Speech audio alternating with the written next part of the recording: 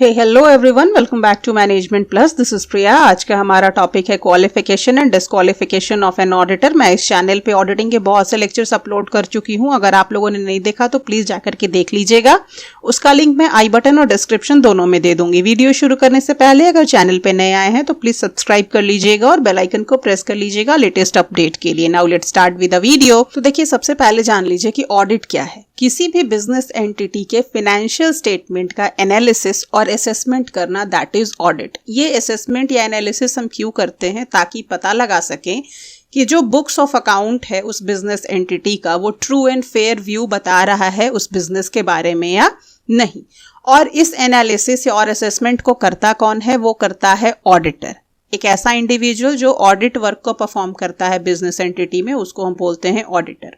अब ऑडिटर होने के लिए कुछ क्वालिफिकेशंस रखने पड़ते हैं उस इंडिविजुअल या फर्म को। तो वो क्वालिफिकेशंस क्या हैं?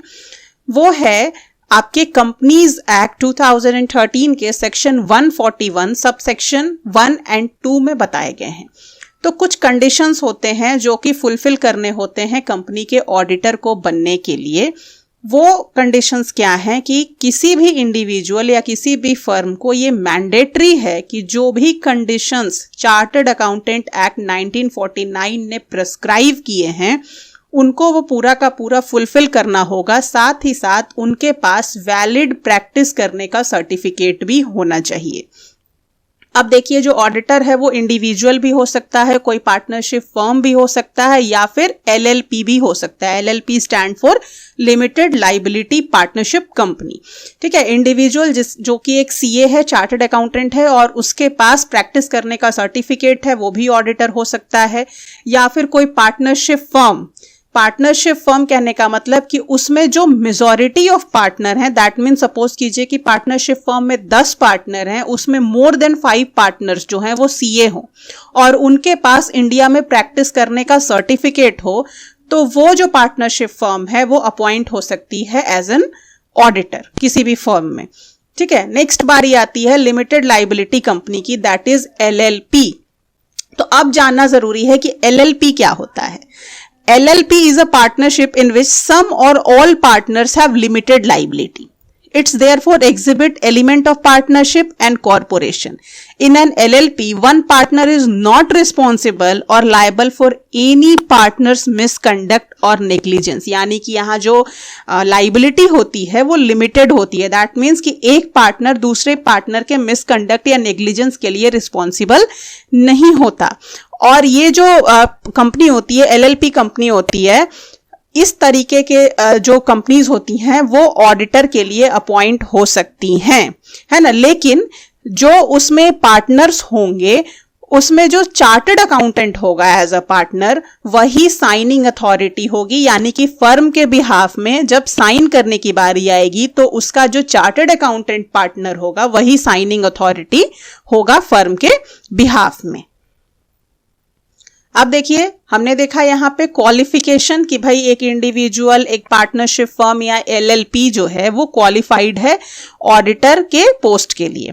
अब देखते हैं डिस्क्वालिफिकेशन। तो डिस्क्वालिफिकेशन जो है वो कंपनीज एक्ट 2013 के सेक्शन 141 सबसेक्शन 3 में दिया गया है। तो डिस्क्वालिफाइड कौन कौन से पर्सन है? तो पहला है बॉडी कॉर्पोरेट, यानी कोई भी कंपनी वो क्या है, डिस्क्वालिफाइड है ऑडिटर के पोस्ट के लिए। कोई भी कंपनी ऑडिटर नहीं बन सकती एक्सेप्ट एलएलपी, जो कि एलएलपी एक्ट 2008 के अंदर रजिस्टर्ड हुई है, वो एलिजिबल होती है। लेकिन अदर कोई भी कंपनी, कोई भी बॉडी कॉर्पोरेट ऑडिटर के लिए क्वालिफाइड नहीं होती। ठीक है, क्लियर है फर्स्ट पॉइंट। नेक्स्ट है ऑफिसर नो और एम्प्लॉय। कोई भी बंदा जो किसी कंपनी का ऑफिसर है, यानी कि टॉप लेवल मैनेजमेंट पे बैठा हुआ है, या फिर एज एन एम्प्लॉय वहां पे एंगेज्ड है, एम्प्लॉय के तौर पे काम कर रहा है, वो डिस्क्वालिफाइड है ऑडिटर के लिए। Third point, that is relative और पार्टनर। कोई भी इंडिविजुअल जो कि उस फर्म के बिजनेस का पार्टनर है या फिर एज एन एम्प्लॉय वहां पे सर्विस रेंडर कर रहा है किसी तरीके से, किसी भी तरीके से वो एसोसिएटेड है, चाहे वो पार्टनर के तौर पे हो या एम्प्लॉय के तौर पे हो, वो डिस्क्वालिफाइड हो जाएगा अपॉइंटमेंट के लिए as an auditor. Next, that is business relationship. कोई भी इंडिविजुअल या फर्म अगर डायरेक्टली या इनडायरेक्टली किसी भी तरीके से उस पर्टिकुलर बिजनेस से जहां की वो अपॉइंटमेंट के लिए जा रहा है उसका किसी भी तरीके से रिलेशन है इनडायरेक्टली या डायरेक्टली, तो वो अपॉइंटमेंट के लिए एलिजिबल नहीं होगा। बिजनेस अफेयर से रिलेशन नहीं होना चाहिए, ठीक है। नेक्स्ट, डायरेक्टर और की मैनेजेरियल पर्सोनेल।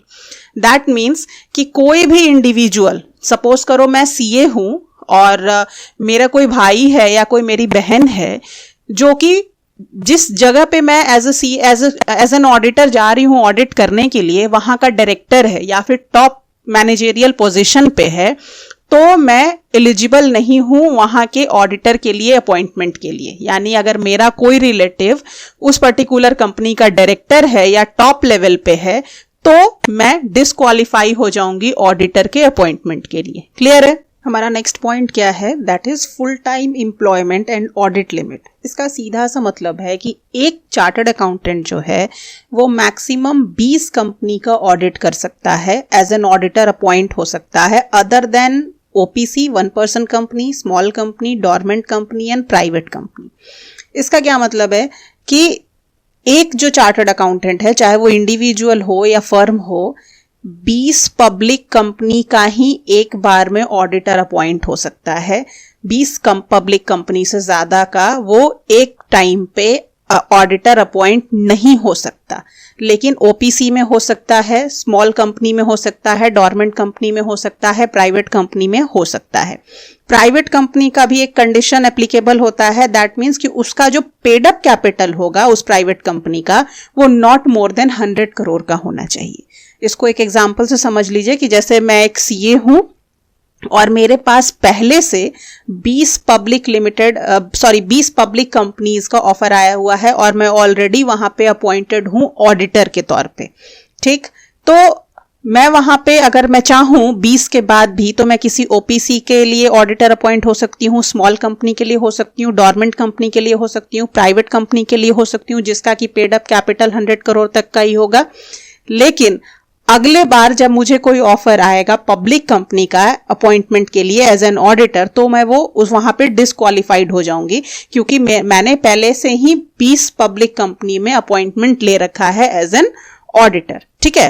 तो मैक्सिमम 20 पब्लिक कंपनी का ही एक टाइम में एक सीए ऑडिट कर सकता है, उससे ज्यादा नहीं कर सकता। नेक्स्ट है that is convicted by a court. यानी कोई भी इंडिविजुअल, कोई भी चार्टर्ड अकाउंटेंट अगर गिल्टी पाया गया हो किसी ऑफेंस के लिए, फ्रॉड का ऑफेंस के लिए, तो जिस दिन वो गिल्टी पाया गया उस दिन से लेकर के अगले 10 साल तक वो कहीं पे भी चार्टर्ड अकाउंटेंट या फिर कहीं पे भी ऑडिटर के तौर पे अपॉइंटमेंट नहीं कर सकता, वो डिस्क्वालीफाइड हो जाएगा अगले 10 साल तक। नेक्स्ट है consulting and specialized services. Any company और बिजनेस एंटिटी, वो सब्सिडरी और affiliates is engaged as on appointment date in C&S services as specified in section 144। यानी कोई भी कंपनी या कोई भी एंटिटी जो कि कंसल्टिंग एंड स्पेशलाइज्ड सर्विसेज में एंगेज्ड है, जो कि सेक्शन 144 में है, तो वो भी डिस्क्वालीफाइड होगा ऑडिटर के लिए, ऑडिटर के पोस्ट के लिए, ठीक है। या फिर अगर कोई पर्सन, सपोज कीजिए कि ये जितने भी सबसेक्शन 3 में जो भी पॉइंट्स दिए गए हैं, ये सब कुछ जितने भी डिस्क्वालिफिकेशन के पॉइंट दिए गए हैं, इसके बावजूद कोई पर्सन, सपोज करो कि वो अपॉइंट हो गया एज एन ऑडिटर, लेकिन अपॉइंटमेंट के बाद पता चला कि डिस्क्वालिफिकेशंस के कुछ कंडीशंस वो फॉलो कर रहा है, तो क्या होगा कि उसको उसी टाइम उस टेन्योर को छोड़ना पड़ेगा और छोड़ने के बाद जो वो सीट वैकेंट होगा ऑडिटर का, उसको हम कंसिडर करेंगे कैजुअल वैकेंसी, ठीक है। क्लियर है? यानी कि आप अपॉइंट हो गए, अपॉइंटमेंट के बाद भी अगर आप डिस्क्वालिफिकेशंस के चीजों को, कंडीशंस को फुलफिल कर रहे हैं, तो वहीं पे आपके टेन्योर को खत्म कर दिया जाएगा और वो जो वैकेंट सीट होगा उसको हम कैजुअल वैकेंसी के तौर पे कहेंगे। So that's all about today's video. अगर वीडियो पसंद आया हो तो लाइक कीजिएगा और अपने फीडबैक कमेंट में जरूर बताइएगा। आपका फीडबैक बहुत मुझे मोटिवेट करता है इसी तरह के नेक्स्ट वीडियोस को बनाने के लिए। Thank you so much. मिलते हैं नेक्स्ट वीडियो में, तब तक के लिए स्टे ट्यून्ड।